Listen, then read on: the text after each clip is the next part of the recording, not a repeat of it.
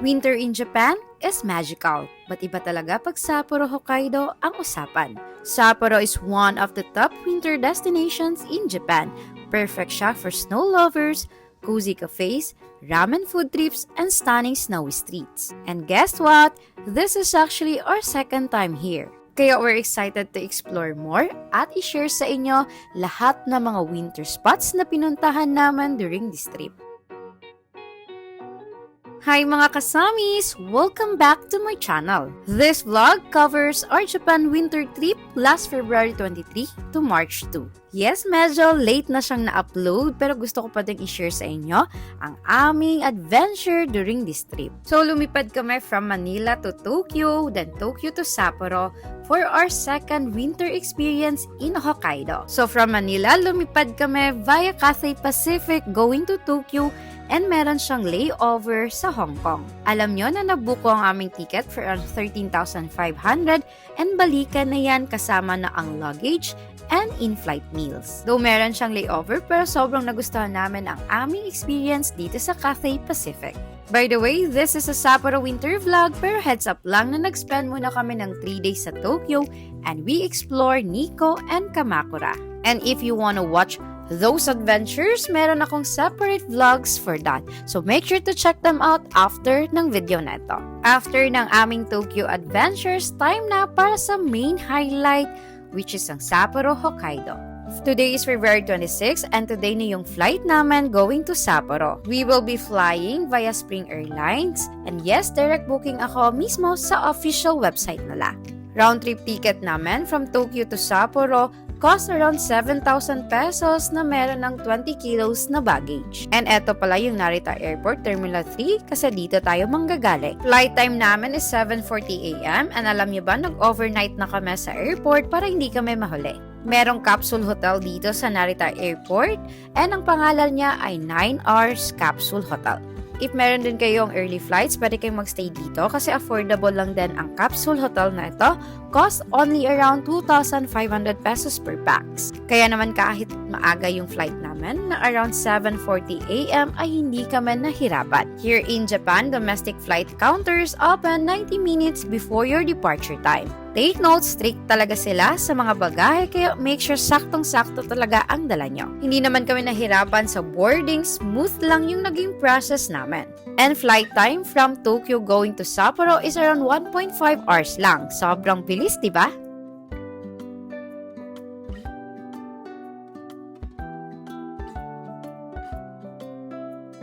Paglapag namin sa New Chitose Airport, ramdam mo agad yung winter. Snow everywhere, malamig na hangin at sobrang linis ng paligid. And finally, welcome to Hokkaido! Ito pala yung arrival hall ng New Chitose Airport. Maliit lang siya guys, pero andito na lahat ng mga kakailanganin nyo. Merong money changer, mga ATMs, pwede din kayo ditong kumuha ng SIM card or packet wifi. Meron na din bilihan ng airport limousine bus ticket or pwede na din kayong mag-JR train kasi connected lang dito sa airport. Before you decide, i-check nyo muna sa Google Maps kung ano ba yung convenient way going to your hotel. Personally, mas gusto namin ang airport bus kasi hindi ka na mahihirapang magbitbit ng mga bagahe. Medyo may kamahalan pero convenience and comfort, panalo talaga ang bus. However, for this travel, mas accessible yung hotel namin if sasakay kami ng train. Kaya we decided na magti-train na lang going to Sapporo Station. Para hindi kayo mahirapan, hanapin nyo lang yung sakayan ng train and hindi kayo mawawala basta sundan nyo lang yung mga signage. Usually naman, nasa basement lang yan ng airport arrival hall. Para makasakay ng train, pwede nyo gamitin ang inyong iCoca card, Suica or Pasmo card, or basta IC card, gumagana naman dito sa Sapporo. Pero para hindi kayo mahirapan, I recommend na kumuha kayo ng reserved seating sa mga kiosk na ito. Late ko na kasi na-realize talaga guys yung comfort kung kukuha ka ng reserved seat. Imagine guys, nakatayo lang kami for almost an hour sa loob ng train going to Sapporo Station. Arriving at Sapporo Station, lumipat kami ng subway line going to Nakajima Koen. Kung magstay kayo sa Susukino or Odori Park, same subway line lang din ang sasakyan. Sobrang dali lang. Our hotel is located near Nakajima Park kaya dito kami bumaba. Paglabas ng station, nakakaloka, balot ng snow ang lahat, mahirap maglakad, lalo na kung may bit-bit kang bagahe. Kaya heads up talaga sa magta-travel this winter. Possible ganito yung magiging scenario nyo kung hindi nyo talaga i-check yung dadaanan nyo going to your hotel. Second time na nga namin diba sa Sapporo, pero nung first time kasi namin ay nag-bus kami going to Susukino, and then paglabas namin guys, andyan na agad yung hotel namin, which is ang Toyoko Inn. But since nagtitipid kami for this travel, ay eto na nga yung pinagdaanan namin. Minsan talaga kasamis, hindi always perfect ang pagta-travel. Pero mga ganitong nakakatawang senaryo, hindi nyo talaga malilimutan. Anyway, na-survive naman ang struggle na ito. And iniwan lang namin yung luggage namin sa hotel since 10:45 AM pa naman para makapag-explore agad. Una naming pinuntahan ay Susukino, the heart of Sapporo nightlife and winter entertainment. Dito namin sinubukan ang Ramen Yokocho, a famous alleyway filled with over 20 small ramen shops perfect for foodies. Dahil na-miss ko talaga ang miso ramen, which Sapporo is known for, kumain talaga kami nito.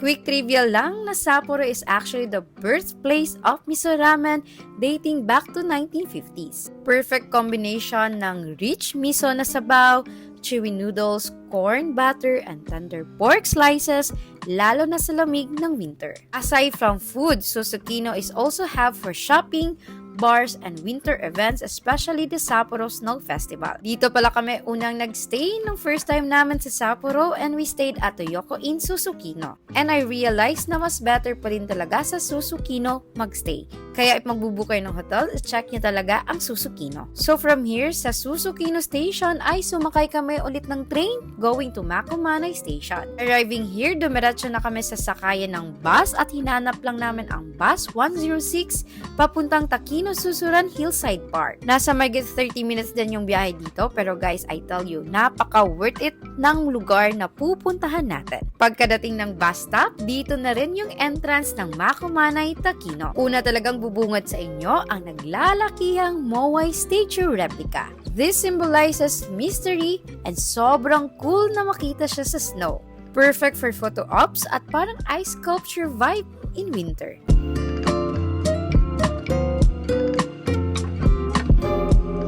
Next na makikita nyo ang Stonehenge replica. Grabe guys, napaka-mystical ng vibes dito. Nakaka-relax din tingnan, lalo na at snow-covered siya. Para ka talagang nag-time travel.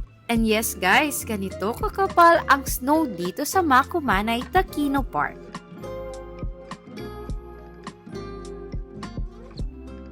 Next na pinuntahan namin ay ang Buddha Hill. Isang serene, slightly elevated area with Buddha statues and landscape trails. This symbolizes harmony between nature and spirituality, offering a peaceful retreat even during winter. Hindi na nga kami nagtagal dito kasi paggabi na, and pag winter guys, maaga talagang dumidilim. Kaya naman from here, we decided to go back to Nakajima and mag-check-in na sa aming hotel. Ito pala yung hotel namin for this trip, ang Hotel My Stays Nakajima Park Annex. Smooth lang naman yung naging check-in namin at mabilis lang, at ipapakita ko sa inyo ang aming room na nabook dito. This will be our second time staying sa Hotel My Stays. Yung first ay sa May Nagoya. And guys, madami silang branch around Japan, kaya pwede nyo ding i-check ang hotel chain na ito. Typical Japanese room, hindi kalakihan, pero sobrang functional ng design. Saktong-sakto talaga ang layout. Ito yung bed namin, meron kaming small window, small cabinet, ito naman yung table namin, kompleto lahat sa mga gamit. Mafe-feel mo talaga na bagong-bago pa ang room namin, and sobrang bongga talaga. Ito naman yung toilet namin guys, na kung mapapansin nyo ay bagong-bago din. Kompleto din sa mga toiletries, and syempre hindi mawawala ang heated Japanese bowl. So far guys, ay kontento naman kami at happy sa nabook namin dito sa Hotel My Stays Nakajima Park Annex. You can book this one sa Agoda, and of course, use my Agoda code SAMIAGODA para maka-discount din kayo. Or check nyo na din sa Klook kasi baka mas mura sa Klook. Of course, don't forget to use my Klook code DOCSAMIKLOOK para sa discount. Pagod na kami on our first day dito sa Sapporo, kaya we decided na bumili na lang ng pagkain dito sa Konbini. Marami palang Seiko Mart around Sapporo. And tingnan nyo naman kung gaano kakapal ang snow dito sa aming neighborhood. Maaga kaming magla-lights off kasi tomorrow is another day na naman to explore Hokkaido. Day 2 na natin dito sa Sapporo and maaga talaga kaming gumising kasi today may day tour kami na nabook via Klook. And this time lalabas tayo ng Sapporo City. Today, pupuntahan natin ang Noboribetsu Onsen Town, Mount Uso, Jigokodani or Hell Valley, and Mitsui Outlet Park. So yes, punong-puno ng adventure ang araw na to. Medyo tiring talaga siya, pero super exciting and sulit. If ever magbubook kayo ng tour na ito, well, eto, panoorin nyo talaga. Meet-up place ng tour ay sa Tokyo Ray Hotel in Susukino. Ayaw naming malate, kaya naman inagahan talaga namin from Nakajima Park, nag-subway na kami papuntang Susukino. On our way, bumili na din kami ng breakfast sa Family Mart para may makain kami sa bus. Tip sa Japan guys, common talaga ang quick convenient breakfast lalo na pag may early tours. Time conscious pa naman dito kaya kung na-late ka, iiwanan ka talaga. Pagdating sa meet-up point, sumakay na kami ng bus and from Susukino, mahababang biyahe talaga, around 2 hours papunta sa first stop namin. Pero okay lang guys kasi komportable naman ang bus, may heater at perfect time siya para mag-rest or mag-window view habang papalabas ng Sapporo City.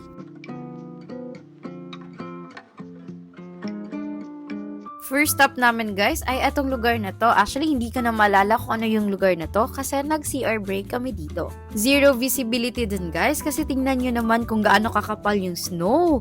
At grabe, heavy snowfall talaga nung time na dumating kami. Next stop naman namin ay itong observatory deck na from here kita yung Lake Toya with Mount Uso sa likod.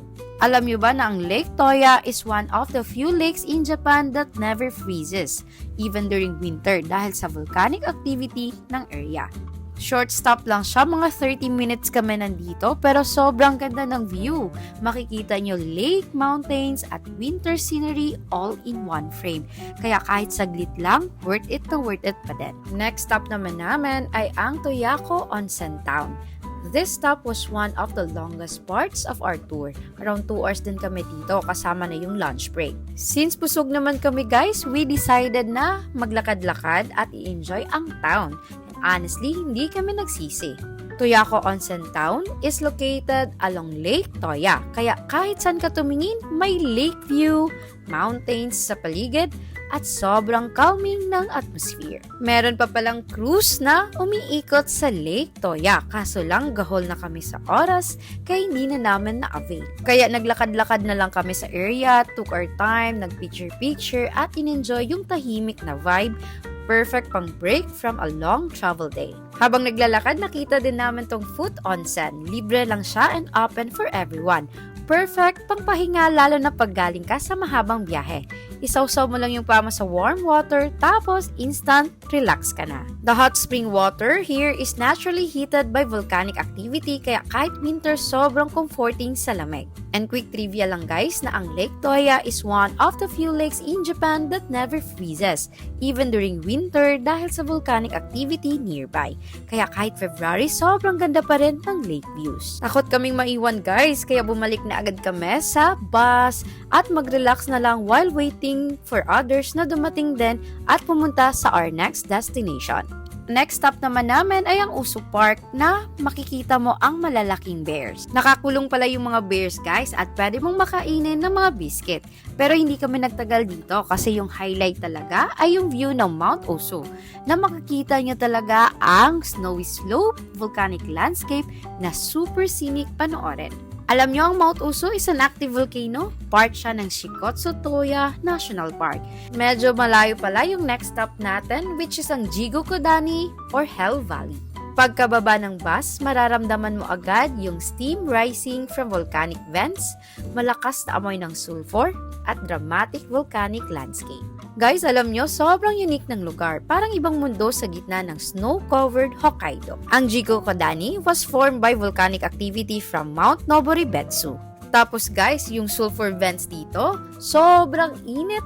na enough to cook eggs. And the name Hell Valley comes from the dramatic steam and rugged terrain na parang gateway to hell sa old Japanese belief. Kahit short stop lang dito guys, napaka-memorable niya kasi perfect mixture of nature, adventure, and culture. After a long day of nature, eto naman tayo guys sa Mitsui Outlet Park. Part pa din ito ng Klook Tour and dito guys makikita nyo ang huge shopping complex with both Japanese and international brands. Kung gusto nyong bumili ng mga souvenirs, mga damit or snack, perfect ang lugar neto. Naglakad-lakad pala kami dito, kumain lang at nag-window shopping. Mostly pala ng mga shops dito offers tax-free shopping for tourists, so guys huwag nyong kalimutan dalhin ang inyong passport. After here guys, eto na, pabalik na kami ng Sapporo City. And dito na kami bumaba sa Sapporo TV Tower. Don't worry, ilalagay ko sa video ang timestamp ng aming itinerary. Well, nagpicture lang kami dito saglit, nag-ikot-ikot around, and sobrang relaxing pa din talaga ng Odori Park with the view of Sapporo TV Tower. Wala na pala kaming energy guys, pero buti na lang nakita namin tong Matsuya at dito na kami kumain ng aming dinner before heading back sa aming hotel. Day 3 na naman dito sa Hokkaido and today, Otaru Day Tour. Second time na namin bibisitahin ang Otaru pero syempre hindi naman pwedeng ma-miss eto for this tour. Kaya samahan nyo na naman kami sa nakakapagod na day and adventure sa Otaru. From Nakajima Koen Park, bumiyahe kami going to Sapporo JR Station. We took the local train and around 1 hour ay nakarating kami dito sa Asari Station. Yes guys, hindi muna kami dumiretso ng Otaru kasi gusto ko talagang daanan ang Asari Station. Lately, trending na trending ang station na ito kasi makikita nyo ang snow tapos beach. Hindi naman ganun kalakihan ang Asari Station and walang gaanong magagawa dito. Pero yung pinaka-highlight talaga ay snow on the beach. Kaya kung may extra time kayo guys, daanan nyo ang Asari Station. Ngayon from here, we continue our adventure going to Otaru. Same train pa din naman yung sinakyan namin, JR train bound to Otaru. Pero alam nyo guys, from Asari to Otaru, tingnan nyo naman kung gaano kasinik ang view ng dagat while merong snow. Arriving at Sapporo Station guys, ginutom kami kaya we decided na kakain muna kami ng ramen. Malapit lang din ito sa JR Otaru Station kaya pwede nyo ding daanan. Malalaman mo talagang masarap kasi maraming nakapila at locals na kumakain. In-order lang namin ang miso ramen and affordable lang din yung pagkain dito and of course masarap din. So since busog na kami, una nating agenda ang Otaru Tenguyama. Sumakay lang kami ng bus going here and alam niyo ba, isa ito sa mga best viewpoints overlooking the whole city of Otaru. Kaso pagdating namin, closed. Medyo sad kasi super recommended talaga ang lugar na ito. Kung open siya guys, you can take a ropeway going up, meron ding ski resort, tapos kita mo yung buong Otaru City and coastline. Kaya nga hindi nga namin napuntahan, pero kayo guys, I highly recommend na puntahan nyo siya. If pupunta kayo dito, don't forget to check the schedule kasi minsan nagko-close sila dahil sa weather condition. So close nga ay we went back down at naglakad na lang going sa pinaka-famous spot ng city, ang Otaru Canal. Pagdating mo dito, mapapansin mo yung nostalgic charm. Old warehouses, calm water, vintage lamppost, parang movie location. Medyo familiar siya, di ba? Actually, dito kinunan yung scene ng Pinoy movie na Kita-Kita. And dito pala guys, pwede kayong mag-Otaru Canal Cruise. Around 40 minutes na boat ride, perfect talaga siya para ikutin ang Otaru Canal. Alam nyo ba, according to my research, ang Otaru Canal ay muntik na talagang i-demolish. Pero dahil sa protesta ng locals na gustong i-preserve ang history ng city, ni-restore siya and now isa na siya sa pinaka-iconic landmarks ng Hokkaido. Konting lakad lang from here, makakarating kayo sa Otaru Beer Museum. Dito guys, makikita mo yung German-style beer culture ng Hokkaido. Inside guys, may mini museum at brewery tour. Kung may time kayo, pwede nyo itong i-avail kasi libre lang siya. Sobrang interesting kasi malalaman mo how they brew beer the traditional way. If gusto mong unique experience, try nyo yung hot beer. Special sila dito. Perfect talaga pang winter. Habang naglalakad kami, nadaanan namin ang Otaru Denoki Koji. Ito ay isang small alley filled with mini restaurants and tiny izakayas. Para siyang mini food village and perfect spot kung gusto mong mag-try ng local snacks or cravings. Cute area din ito for photos kahit hindi kayo kumain. Next stop natin ang Sakaimachi Street, the heart of Otaru tourism. Since second time na naman dito, hindi na talaga naman pinasok ang Sakaimachi Street. Sobrang haba ng street na ito and punong-puno siya ng local snack shops, dessert cafes, souvenir stores, glass shops, music box shops, artisan boutiques, and seafood stalls. Makikita niyo din dito ang Otaru Steam Museum, ang Music Box Museum, and Otaru Antique Museum. Kung first time niyo dito guys, I recommend i-explore niyo talaga ang Sakaimachi Street. After exploring, naglakad kami pabalik sa JR Otaru Station with full stomachs and happy hearts. Alam nyo, kahit small ang Otaru, packed siya with history, food, scenery, and charm. Kahit isang araw lang, super sulit and memorable ang pagbisita namin dito sa Otaru. If you're planning to visit Sapporo soon, Otaru is a must-add to your itinerary. And from here sa Otaru's JR Station, same lang din yung sinakyan namin. Another 1 hour na biyahe bago makabalik dito sa Sapporo Station. Arriving here at Sapporo Station, bigla naming naisipan na puntahan ang Sapporo Beer Museum. Isakayan lang kasi ng bus sa labas ng Sapporo Station, kaya syempre, inavail na namin para makapunta diretso sa museum. 10 to 15 minutes lang din yung biyahe and dumating agad kami. Pagdating mo po lang sa entrance, mapapansin mo na agad yung European style red brick building na super iconic. This is actually one of the most unique looking structures in Sapporo. Para kang dinala sa Europe, pero winter Japan pa rin ang vibes. Pagpasok namin sa Sapporo Beer Museum, makikita mo talaga ang mga displays about the history of Sapporo beer. And alam nyo, ang Sapporo beer is the oldest beer brand in Japan. Sapporo beer started in 1876 at the request of the Japanese government to help modernize the country. Kaya hanggang ngayon, proud heritage brand siya ng Hokkaido. Pagkapasok din guys, makikita mo ang old brewing machine na sobrang laki. Iba't ibang mga vintage bottles ng Sapporo beer, mga historical posters, how beer evolved in Japan, plus yung story ng iconic star logo. Winner na winner guys kasi gustong-gusto ni Ivan ang Sapporo Beer Museum. Napaka-detailed kasi na exhibits pero hindi boring. Even if di ka beer drinker, super interesting malaman paano nagsimula ang brewing industry sa Hokkaido. After ng exhibit guys, merong tasting area din kung gusto mo mag-try ng Sapporo Classic Beer. Exclusive lang siya sa Hokkaido kaya must try talaga ito. And again, sobrang nagustuhan talaga ito ni Ivan. Perfect na perfect din ito sa malamig na weather sa labas. After naman sa Sapporo Beer Museum, dumiretso naman kami sa Susukino. And pinuntahan namin ang mall na ito na ang pangalan ay Cocochino. Isa sa mga perfect spots para kumuha ng night photos dito sa Susukino. Napakaganda talaga ng Susukino kapag gabi. Yung neon lights guys, tapos ang lively ng buong district na parang nasa anime scene ka. Kung mahilig ka sa city vibes, Susukino is the place to be. And ending our night sa pagkain ng ramen dito sa Ramen Yokocho. Nagki-crave kasi ako guys ng miso ramen with corn and butter na classic Hokkaido style. After ramen, syempre hindi pwedeng walang dessert. Nag-stop kami muna dito sa Mr. Donut and kumain ng sweet treat. Simple lang guys pero one of my favorites. Soft warm donuts plus cold winter nights. Perfect combination dito sa Sapporo.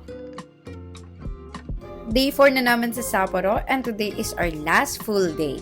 Sobrang dami ko pa talagang gusto gawin dito guys, pero wala na talaga kaming energy kaya we decided na mag-city tour na lang. For today, pupuntahan namin yung mga spots na hindi pa namin napupuntahan and some spots na gusto kong balikan. Medyo late na nga kami nakalabas ng hotel kasi alam mo yung travel days na sobrang dami ng lakad for the past 3 days tapos ngayon ang sarap na lang humiga at mag-rest. Pero syempre, hindi pa rin sayangin ang araw kaya kahit pa late kami nag-start, prepared pa din kami to explore another spot dito sa Sapporo.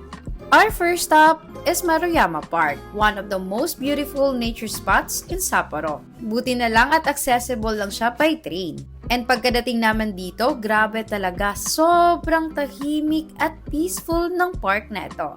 And guys, grabe, yung buong park, nababalutan ng snow. Tapos ang tataas pa ng mga trees. And yung daanan guys, filled with fresh snow talaga. For me, perfect ang lugar nito for slow walks, picture taking, and just relaxing. At dahil malawak ang lugar, hindi rin siya crowded. Kaya guys, kung gusto mo ng quiet moment away from Sapporo City, Maruyama Park is perfect lalo na pag winter. Right beside the park, makikita mo ang Hokkaido Jingo, isa sa pinaka-importanteng shrine sa Hokkaido. Makikita mo talaga guys ang napakalaking Torii Gate. Nag-stroll lang kami dito, in-explore ang lugar, and took some photos. All I can say, yung experience naman dito sa Hokkaido Jingo ay napaka-peaceful talaga. Based pala sa research ko guys, na ang Hokkaido Jingo was built in 1869 to honor and protect Hokkaido and its people. Ito rin ang isa sa pinaka-pinupuntahan tuwing New Year, as in thousands of locals come here for their first prayer of the year. Malapit lang din sa lugar nito guys, ang Maruyama Zoo, kaya nilakad na lang namin. Napaka-surprising kasi kahit winter ang daming animals na active. Bumili lang kami ng ticket and finally nakapasok na kami dito sa Maruyama Zoo. Isa talaga sa gusto kong makita, ang Hokkaido brown bear at polar bear. Pero bago namin nakita yun guys, ay nadaanan namin ang napakadaming animals, gaya ng monkey, mga birds, and mga deer. Sobrang lawak pa talaga ng lugar na ito guys, pero focus tayo sa goal, which is itong Hokkaido brown bear. Grabe guys, napakalaki ng Hokkaido brown bear, as in. Tapos after here guys, dumiretso na kami para makita ang polar bears. Napakaganda ng exhibit guys, makikita mo talaga ang malaking pool na pwede silang lumangoy, may rocks at snow-covered areas na parang natural habitat nila. Swerte nga naman at naabutan namin ang isang polar bear na ito. Meron din dito guys na polar bear exhibit na makikita mo talaga close up ang details ng kanilang katawan gaya ng fur and claw. After spending hours here sa Maruyama Zoo, sobra talaga ang saya namin. We got to see the Hokkaido brown bears, majestic polar bears, and so many other animals na talagang unique dito sa Hokkaido. Kapag nasa Sapporo kayo guys, I highly recommend na isama nyo ang Maruyama Zoo sa inyong itinerary. Lalo na kung may kids kayo guys, tsak na magugustuhan nila dito. After dito guys, we headed off for a quick lunch dito lang sa KFC. Tapos nag-split muna kami ng itinerary ng husband ko kasi meron siyang gustong bilhin at ako naman gusto ko pang mag-explore ng ibang spots. Kaya after eating, from here sa Maruyama ay sumakay ako ng bus heading to Mount Moiwa. While riding the bus guys, going to Mount Moiwa, bigla ko na lang nakita itong Fushimi Inari. And as a spontaneous traveler, grabe, bigla ko talagang napag-decide na bumaba at bisitahin ang Fushimi Inari. Dito pa lang guys, makikita mo na ang red torii gates lining the pathway, giving a dramatic pop of color against the white snow. Super photogenic niyang tingnan at very peaceful compared to city areas. Tingnan nyo guys, wala din gaanong tao dito. From here guys ay naglakad na lang ako going to Mount Moiwa Ropeway Station. Medyo malayo yung nilakad ko guys, pero caring-carry naman. Second time ko na din palang makakapunta dito sa Mount Moiwa, Ropeway and Cable Car. Dito na din pala ako bumili ng ticket and pagkabili ng ticket ay eto, finally makakasakay na tayo sa ropeway. While paakyat guys, makikita mo yung snowy forest, small houses, and street of Sapporo below. Pagdating sa mid-station, lilipat ka sa cable car papunta na sa summit. Pagkadating sa summit guys, grabe, napakaganda ng view. Makikita mo dito ang buong Sapporo City at surrounding mountains. Sabi nila guys na ang Mount Moiwa is a popular night view spot in Japan na ranked as top 3 city night views. Pero guys, always daytime kaming pumupunta dito. Pero kahit ganun pa man, as in, napaka worth it at napakaganda pa din ng view. Dito kasi sa observation deck ay merong 360-degree panoramic view ng Sapporo, Otaru Bay, at surrounding mountains. Tas dito lang din sa gitna ng observation deck, makikita mo itong Satellite of Love. Pwede ka din mag-ring ng bell para mag-wish dito. And if gusto nyo guys, meron din ditong available na love lock. See, napaka-romantic talaga ng lugar na ito. Nagstay lang ako dito, nag-relax at minamasdan ang napakagandang view ng Sapporo. After here guys, I decided na bumalik na ng Susukino. Since hindi pa siya tapos mag-shopping, ay napag-decide namin na split ulit kami ng itinerary and ako gusto kong pumunta sa Sapporo TV Tower. Naakyat ko na to guys, pero gabi na kasi. So now, gusto ko talagang makita na meron pang liwanag ang buong view ng Odori Park. Hindi talaga ako magsasawa, lalo na kung gustong-gusto ko yung lugar, binabalik-balikan ko talaga. Kaya kayo din guys, make sure na akyatin niyo din ang Sapporo TV Tower. Alam nyo, during Sapporo Snow Festival, napaka-busy ng Odori Park and makikita mo yan sa taas ng Sapporo TV Tower. For me, this is the best way to end our Sapporo adventure. Ang makita ang city view and view dito sa Odori Park. After exploring, nakita na ulit kami ni Ivan and we decided na kumain. Nadaanan namin ang kainan na to guys and alam nyo ba, always mahaba ang pila. Pero ngayon guys, tingnan nyo, walang kapila-pila kaya we decided na dito kami kakain ng aming dinner. Napaka-affordable guys. Meron silang madaming options ng combo na pwede mong orderin. Napa-order ako ng ramen and combo niya ay meron ng gyoza at guys, meron pang rice. All I can say, napakasarap ng food nila. No wonder na pinipilahan talaga ang kainan na ito. If gusto nyo din guys napuntahan ang kainan na ito, ilalagay ko yung name at exact address. Malapit lang din kasi siya sa exit ng subway station para hindi kayo mawala. Ito yung itsura niya. Sobrang satisfied kami sa aming dinner on our last night dito sa Sapporo.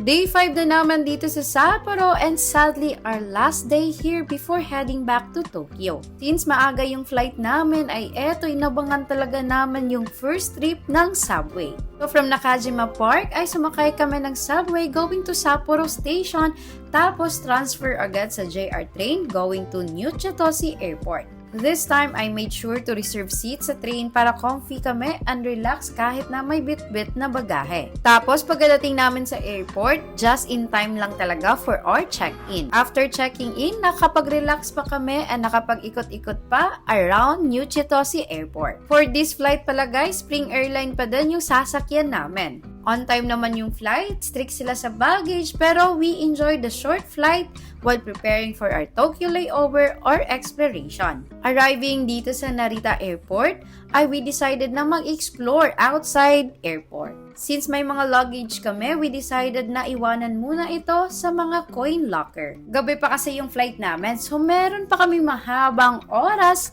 to explore Narita City. So from the airport guys, sumakay lang kami ng JR train going to JR Narita Station. Sobrang bilis ng biyahe guys at nakarating kami dito agad. From here, we explore Narita City. We explore Narita San Shinshoji Temple, an ancient Buddhist temple na very peaceful at may traditional architecture. Napaka-majestic ng temple gates at mga century-old structures.